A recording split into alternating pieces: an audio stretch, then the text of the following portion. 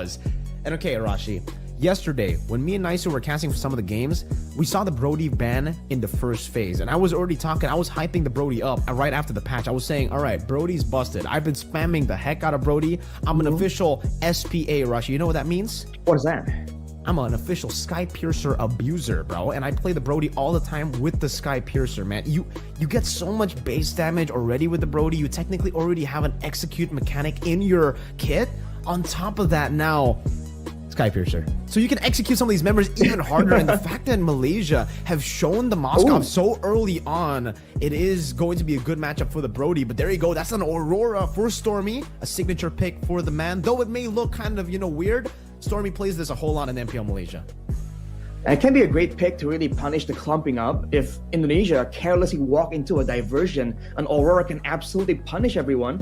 And it's a great way to really follow up on potentially something like a big wild charge or a penalty zone. So definitely looks weird, but it's still kind of legit. For Indonesia though, you're seeing more flexibility in how they want to take these fights. They can go for longer fights, but they can also go for something a big pickoff.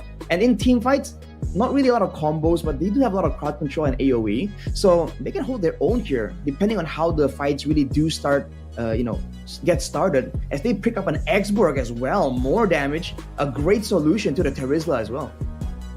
Okay, so the Xborg going to be going to XP, and it seems for the Edith, it should be, on the hands of Keyboy. There we go. We get to see the swaps as well as we get ready to jump into the Land of Dawn. But Arashi, you're the analyst here. I gotta ask you, based on the draft, what do you think, especially after the patch changes, right? Do you think Indonesia have adjusted to the patch better, or do you think that Roger Jungle is going to be too much for Indonesia? I think honestly, Roger Jungle is... it works differently now due to the changes. They can eventually recover and adapt. So I gotta kind of favor them in my predictions here, Indonesia. All right. Seems we're just gonna jump straight into game number one. Ladies and gentlemen, Indonesia takes on Malaysia. Type in the live chat right now who you guys think is gonna win. Hashtag Indonesia win or Malaysia win in the comment section down below as we get to see the jungle. Albert versus Skies, Roger versus Fredrin. Also, Temporal Rain for Albert. Whoa, interesting. The new emblem on the Fredrin. We don't get to see this a lot, by the way. Temporal Rain, having a shorter, like a cooldown reduction effect on your skills when you use your ultimate. I guess he's intending to spam it out while farming in the jungle. Fredrins do that, but we'll have to see how effective this is because it takes away from some of his combat potential, especially pre-level 4. But Keyboy, as you can see, already diligently protecting the jungle, making sure that so far no real big plays are happening. But especially with the low Yi, I expect Indonesia to really start ramping up the aggression, particularly right now. And I love the fact that right now, oh, that's an onward by Keyboy, just doing some damage over to Yums there, poking him down. But I like the fact that a lot of the fighters in the XP lane, they're just going for Impure Rage now over the Brave Smite. I think it's because of the change to the War Axe. Now you technically have the Bloodlust Axe built in already, so you already get the sustain from the War Axe, right? So you can just go for even more sustain with the Impure Rage if you don't have mana, but if you have mana, then you can just stay in lane a lot more while also using your abilities to get the War Axe sustain off. The sustain coming in from the War Axe makes that item, in the same way the Glowing Wand is just so valuable right now for the mid lane, that War Axe now is just so good. I was expecting a lot more fighters to show up, but Lutpi now getting focused down by Stormy who rotates, but now you can see the follow-up coming in, and whoever clears the way faster here will get level 4, and that will be Malaysia for now. But you can see that for both teams, they're taking this very slow. They don't want to be the first main aggressor to get punished. But here now, the big value from Indonesia really shows the fact that their jungler is a fighter that can't be zoned as easily. But look at this, Stormy. Stormy goes up for stun. Good purify from Sans. Getting out of it now as Yums cannot go for the wild charge. Not just yet. Is still level 3. Hovering over, but finally gets level 4. As Keyboy now looks for a wild charge and Afflictor combo into the back with the penalty zone as well. And lock Lippy down. But Keyboy does the same with the Earth Shatter and the onward. As that's going to be the Praisers Rapid. Gorgeous wins out the retry battle. It's not the jungler. It's the XP laner. Gorgeous though will fall and Yums will be forced back. It's a 1-for-1 trade and Keyboy wants to make it 2-for-1. But in the end, it's a win for Team Malaysia early. Wow, it's just how we expected, man. Indonesia and Malaysia, there is always going to be fireworks, gonna be chaos. At first total take, usually we see something a bit more disciplined for these rosters, but when it comes down to it, it was just an all-out brawl. And like you mentioned, Wow. Miracle CW with the sky-piercing abuse coming in. That's an SPA right there. CW, he's just like me, you know, he loves to abuse that Sky Pierce, so we got a replay.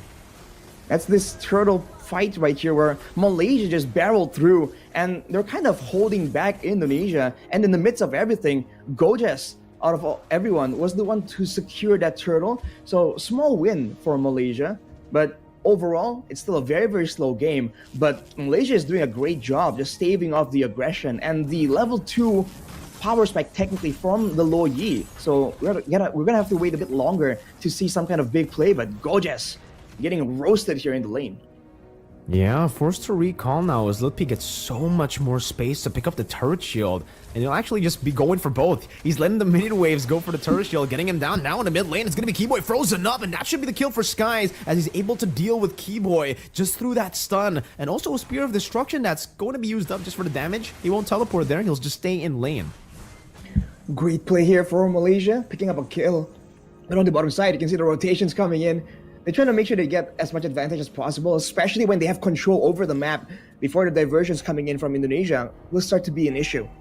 You can see that they respect the potential of gangs as well, because Lolio with the Purify is going to be a lot more difficult to really pick off, even though CW is on the Brody that can facilitate some of these gangs.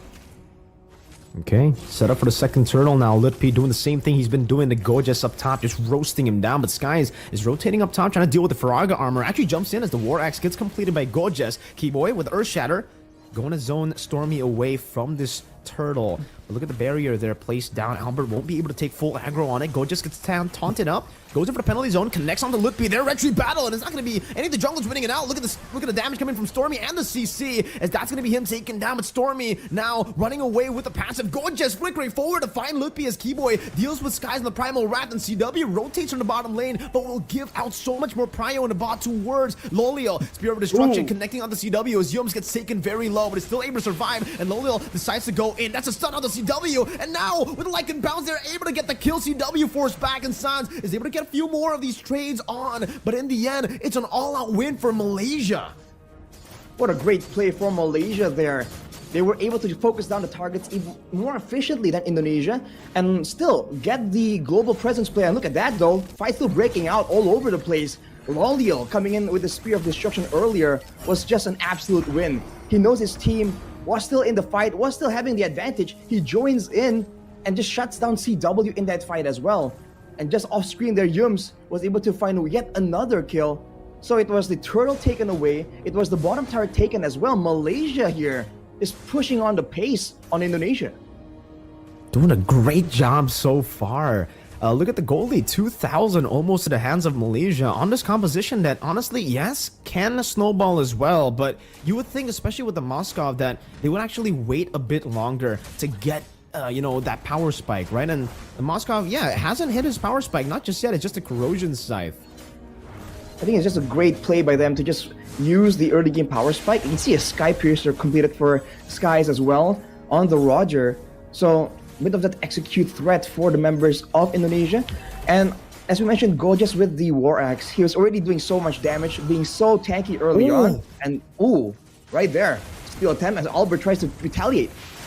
Good wild charge to escape. Albert now jumping forward. That's Razor's Wrath dealing a whole lot of damage to Stormy, but he gets frozen down. Penalty zone to lock them down, not really giving Indonesia a chance to take Stormy out. Meanwhile, all in the top lane, you can see Lolio just dealing with the minion waves, now shoving in Albert, looking for a play again onto Yums. That's going to be an onward and an Earth Shatter combo to take him out, and Indonesia finally get a trade that's worthwhile, but it's not going to be worthwhile for long. That's a turret traded up top for the kill on the roamer.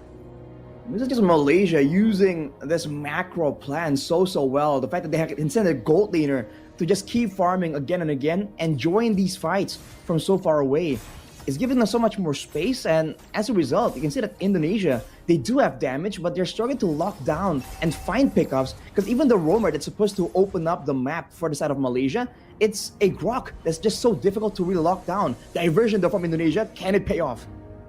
Yeah, straight into the bottom lane they go. They tried to just get that position, and they will be able to get that over Malaysia. They set up for the turtle again. That's going to be an onward. And the Earth Shatter locking Yums down as Lutpi deals with that damage. Oh my god, the dispersion and the rotation almost takes Yums down. Lutpi will be able to burn him down to the ground. And that should be a free turtle over to Indonesia. As Malaysia just look to trade on the other side of the map. Moscow still just farming. It's a great play for Indonesia to just decisively go for it. And if Malaysia obliges, they seem to be in position to go for a fight. But knowing that Loliel is usually a bit further away. Penalty zone though from Gorgeous. Yeah, with the Flicker comboed in together. Now when Spirit Destruction goes in as well, Gorgeous might be caught in the Sword of Our Memory as they go for the diversion. And Stormy committed the Flicker as she used the ultimate too, trying to catch some of these members. Indonesia able to bait out some big resources. The diversion set up inside the bush. Crafty stuff here from Indonesia, but their troubles are still around. They haven't been able to use a lot of these diversion plays because they don't have control over the map overall, just because Yums has been aggressively contesting vision and information, and Keyboy on the Edith is just not as mobile. Not a lot of ways for him to really escape from a full-on chase, so he's just forced to play a bit more conservatively. And right now though, you're seeing that possibly the top lane turret might fall right there. Lutpi is one of the only members that can just keep pushing while having a guaranteed way out from a surprise gank from Malaysia. And so far, no turrets have been taken down by Indonesia. It's still an equal game based on gold, but Malaysia definitely have much more of an advantage coming into the 9th minute of the game. Albert dashing forward, catching Stormy now with the taunt as well. Keyboy going to be able to isolate him with the onward, and the Earth Shatter is timed to perfection. Just to that passive, as now Stormy has been picked off. Yums in the mid lane, tries to walk up, and now gets dispersed, rotated as well, forced to flicker out, and now they're looking to go for this turret in the mid lane. Penalty zone, lock them down, diversion to escape once again, and Indonesia only one member decides to take it, and it's Keyboy to go and take and those resources, those minion waves that have been shoved in by Loliel in the bottom lane. And that's what you've been seeing from Indonesia, man. They're using these diversions to really match the macro play from Malaysia, not really to initiate their own pickoffs. Sans here though, getting caught by Skies. Yeah, feeling a bit of damage, but Lutpi is able to fend for Sans. Great play for Malaysia there. Just going for these flanks, knowing that they have control. That is what Indonesia, ironically, need to do as well. When they're able to locate Stormy in the middle of those fights, I think they have to try and do that, unless they want to just go for a fight and allow Stormy to just keep pumping out this damage. That's the mage presence we've been talking about just earlier. With the Lord spawning though, we already talked about the damage, the extra damage that it does now. You can see that Indonesia are very calm about this though. Still going around, still waiting around because they know they have a diversion play available. Take a look at the items. Queen's Wings rush for Lutpi to try and be a bit more relevant, but Albert gets jumped on. Yeah, they go for the diversion now, but Albert is going to be taken down. The Frigid Glacier as well as the onward from Keyboy gets into the Frigid Glacier. Yums will be taken down by that sky-piercing damage of CW as the Primal Wrath gets used up by Keyboy. Now trying to steal some damage on the Gorgeous, and the Torn Apart Memory gets rid of him. That's going to be a stun on the Skies, but now with the Lycan Pound, CW will be shut down as Keyboy flickers forward, but is unable to find anyone, and now uses the onward just to disengage. It's a 2 for 2, but it's in favor of Malaysia. Both or all three of their damage dealers are still alive. All damage dealers alive, but they have no front line. They'll be forced to play a bit more conservatively right here, but no, never mind. They go for Lutpi, but he does have the Firaga. He might get taken out though. Whew.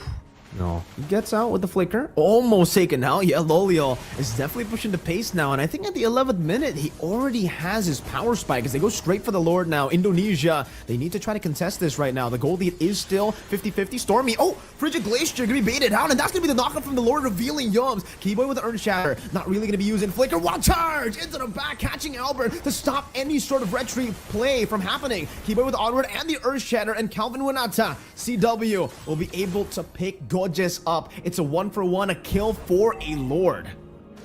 Definitely still value for Malaysia though, and immediately everyone scrambles into position to try and manage the minion waves. That was a great play for them to just go straight at it, knowing that they have the crowd control advantage, but they have to be a bit more wary now, especially if they want to go for a prolonged team fight, because we saw in the two fights, the fight before the Lord was taken there, Keyboy on the Edith now is doing quite a significant amount of damage. So you can see Loliel early getting dueled by him. They have to be a bit more careful on the positioning and who takes what damage. But look at this wild charge. Good wall charge to catch CW, and a diversion does get them up top now as the Spirit of Destruction is in the bottom lane. Lolio will be able to rotate over, but look at that. Keyboy gets isolated completely from the team. The team has basically left him all alone in the bottom lane, and it's going to be Malaysia with the capitalization. Lutpi still kiting away from this Lord as Sans deals some damage back on the Lord. Ooh. And now it's going to be Stormy with the flicker forward, catching CW with the Frigid Glacier, and Skies looks for it, but now Skies will be outplayed with a stun by CW as he buys the Rose Gold Meteor, and Indonesia will still be able to defend. Not even a tier 2 in the mid lane falling just yet. That was a respectable outplay attempt though by diversion. Now going on to Lolio. Going for the fight again. Penalty zone catching 2, and CW is going to be compromised. Now with a wild charge 2, it's going to be Sans and CW locked down, but Sans get a bit of that damage. The Spirit of Destruction connects, and Calvin Winata will be taken now. Lutpi still roasting in the back as Albert gets slain. Lolly is going crazy with a double kill now as he's looking for Lutpi. One more Abyss Walker to the front, but now the last Insanity gets rid of Gorgeous and Yums to claim another few kills for Indonesia. But still, it looks like it's a win for Malaysia. Both teams just going at it, man. Like we said, the kills are so equal, and actually the gold lead as well is starting to get equalized. It's Malaysia seems to be still winning, especially when it comes to the structures and the map control. But this gold has to be a concern for them now that Indonesia has a lot more spammable abilities in the late game.